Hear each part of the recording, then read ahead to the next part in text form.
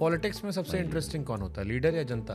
जनता और प्रजा ऐसी है कि उनके अपेक्षा के अनुसार आप काम न करो हाँ। तो वो एक अनप्रेडिक्टेबल सेगमेंट हो जाती है।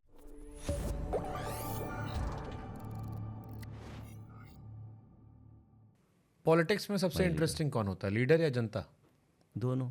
लीडर भी अच्छा लीडर चाहिए तो भी इंटरेस्टिंग बात कर, सबसे मजेदार कौन है? जनता और प्रजा ऐसी है कि उनके अपेक्षा के अनुसार आप काम न करो हाँ। तो वो एक अनप्रेडिक्टेबल सेगमेंट हो जाती है, क्योंकि उनको चाहिए कि नेता जो हो हमारे अपेक्षा के अनुसार काम करे, और लीडर भी अच्छा होना चाहिए जो डिलीवर कर सके। So it's both, it's a combination both. कभी ऐसा हुआ कि जैसे आप 5-5 डिपार्टमेंट लेते हो, आई एम श्योर कुछ लोग तो नाराज होंगे, सब तो सेटिस्फाई हो नहीं सकते, कुछ लोग होंगे भी सेटिस्फाई तो भी अपोजिशन के होंगे, तो एज अ पॉलिटिशियन कभी ऐसा हुआ कि आप जा रहे हो और किसी जनता ने कुछ उल्टे नारे लगाने शुरू किए? नहीं, कंट्रोल करना मुश्किल होता है एज अ पॉलिटिशियन? नहीं, कभी कभी कुछ नहीं ऐसा बिकॉज हुआ बीइंग अ नहीं। Politician you have to be nice in front of public, so as a human being कभी मन में आता है कि भाई नहीं, होता है कभी कभी, but okay, it's part of life. नहीं, मुझे नहीं लगता कि ऐसी गोवा में परिस्थिति ऐसी नहीं है। पॉलिटिशियन को गुस्सा कैसे कंट्रोल करते हैं पॉलिटिशियन? नहीं, मैं अभी हालांकि आप तो नहीं कंट्रोल करते, आप तो एक्सप्रेस कर देते हो बट अभी जैसे नहीं, आपने ऐसा कहा नहीं कि है। सीखना शुरू किया मैंने। ऐसा नहीं, मैं एक्चुअली सब लोगों को पता है, डॉक्टर्स को पता है, मैं हमेशा किसी के नाम शुभांकर जी या नहीं, मैं इन जनरल पूछ रहा नहीं, जनरली मेरा बात करेंगे, मेरे सेक्रेटरी है अरुण मिश्रा जी, मैं हमेशा एक शांति से बात करता हूँ। ऐसा नहीं है कि हमेशा 15 साल में एक आउटबर्स्ट, हाँ जब डिसिप्लिन इम्प्लीमेंट करना चाहिए, you have to be strict, but कभी कभी एक आउटबर्स्ट, और ये आउटबर्स्ट कभी कभी होता है क्योंकि कहीं गरीब को सेवा मिलना चाहिए इसलिए होता है। कभी कभी उसका रोना अभी तक मेरे कान में गूंज रहा है, तो मुझे लगता है कि कभी कभी होता है, but generally I am not, ये शांति से करना चाहिए सब कुछ। समथिंग घर में मैम ज़्यादा गुस्सा करती हैं, आप ज़्यादा गुस्सा करते हो? नहीं, कोई गुस्सा नहीं करता है, सब ठीक है। आपको डांट पड़ी कभी? नहीं, डांट पड़ती नहीं ज़्यादा, ज़्यादा डांट पड़ती नहीं, बेटियों से ज़्यादा डांट पड़ती है। किस बारे में? हर चीज़ के बारे में, क्या करना चाहिए क्या नहीं करना चाहिए, उनके माध्यम से ही हमेशा। My daughter studying in London, so उधर से लंदन, क्या हो गया आपको, आपने इतने चिल्लाया क्यों, आप क्या करते हो, अभी सब इंस्टाग्राम में देखा मैं। So basically a child, and she's also doing psychology and clinical psychology, तो basically overall one has to शांति से काम करना चाहिए। कभी कभी आउटबर्स्ट भी हो तो भी कभी कभी आज के सोशल मीडिया के दौर में आपको विचार करना चाहिए कि बाबा हमें क्या करना चाहिए, कैसे करना चाहिए, what do you do, you ultimately outcome based होना चाहिए। आउटकम क्या है, you want to implement a system in a much more efficient manner, हमें इम्प्लीमेंट करना है तो ठीक है, उस तरह से आप कर सकते हो, लेकिन कभी कभी कई चीज़ अलग तरीके से हैंडल करना चाहिए। तो एक लास्ट क्वेश्चन पूछता हूँ मैं, 7 बार के चीफ मिनिस्टर का बेटा होना, विधायक डॉक्टर वाइफ का हस्बैंड होना, पढ़ी लिखी बेटियों का बाप होना, या हेल्थ मिनिस्टर होना, सबसे ज़्यादा ध्यान कहाँ रखना पड़ता है, दोनों या बेटियों डांट पे, कहाँ पड़ती है? दोनों बेटियों पे, दैट्स द मोस्ट डिफ़िकल्ट। आज की बेटियां ऐसी है कि पढ़े लिखे हैं और डांटते भी ऐसे हैं कि उनको बैरियर और उनको कुछ ये नहीं होता है, फिल्टर नहीं होता है, तो डायरेक्टली वो डांटते हैं, तो कभी कभी सुनना पड़ता है। तो आपने कहा नहीं कि मेरे को डांटने के लिए तुम क्यों डांट रही हो मेरे को कह रहे हो डांटो मत, नहीं डांटो नहीं मत, तो मुझे डांट रहे हो उल्टा। कभी कभी सुनना पड़ता है, जो दूसरे ने लोग नहीं बोल सकते, ये फ्रैंकली बोल सकते हैं। आज की लड़कियां बहुत पढ़े लिखे लड़कियां हैं, पढ़े लिखते हैं, उनका एक्सपोजर अलग होता है, वो हर चीज़ देखते हैं और उनको जो फीलिंग आती है वो आपको बोलते हैं, और वो सुनना पड़ता है। और सुन के मुझे लगता है it's important to hear people out, it's very important.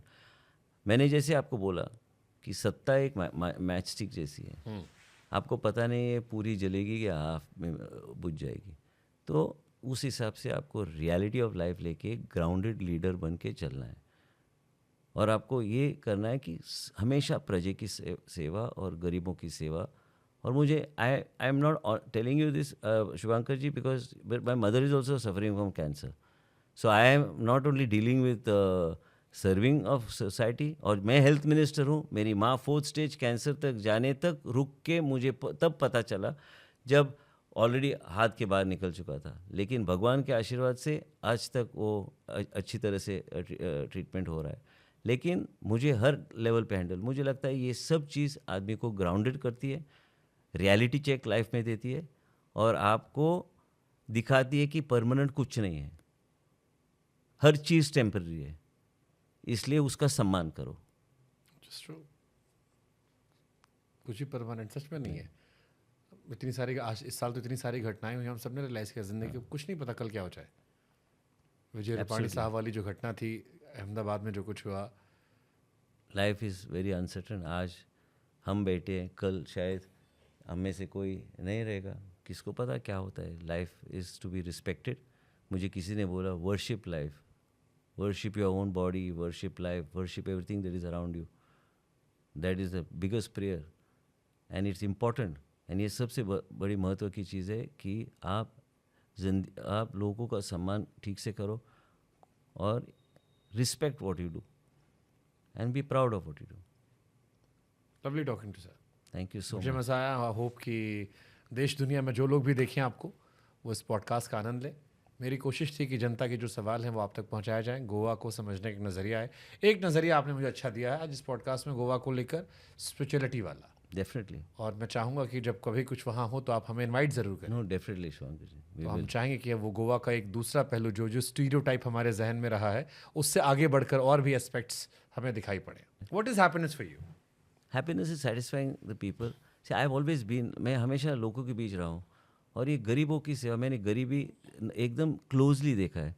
और मेरे पिताजी ने जस्ट, आपने कैसे गरीबी देखा? आप लोग कहेंगे, मुझे डांटेंगे लोग। लोगों का जीवन, मेरे Okay. पिताजी लोगों को एक्चुअली उन्होंने वर्चुअली लोगों का लाइफ्स ट्रांसफॉर्म किया है गोवा में। सो जब मैं छोटा था, जब उनके साथ जाता था, मैंने एक्चुअली देखा है और लाइफस्टाइल जैसे लोगों का चेंज होता है, तो वो एस्पेक्ट मेरे मन में है।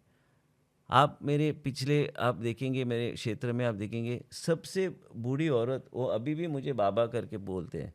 बाबा बुलाते हैं क्योंकि मैं बचपन में कोई वो बोल रहा था बाबा करके, मैं बोला अब 50 साल हो गए, वो 53 हो गए, अभी भी बाबा ही बोलते हैं। लेकिन ये आप वो इमोशनली कनेक्टेड है। So basically, you have to look after this aspect. So basically, this is something which is always pressing and touching me. Okay, हमने सर लास्ट में कुछ रैपिड फायर रखा है क्योंकि आप हेल्थ मिनिस्टर हैं, इसलिए क्वेश्चन है, क्या पुरुष जो हैं अभी भी मेंटल हेल्थ पर बात करने से डरते हैं? जनरली मेंटल हेल्थ पुरुष के सीमित नहीं है। बात करने की बात। नहीं, बात करने की नहीं, it is in both the segments, male and female. People don't want to talk even as far as children are concern.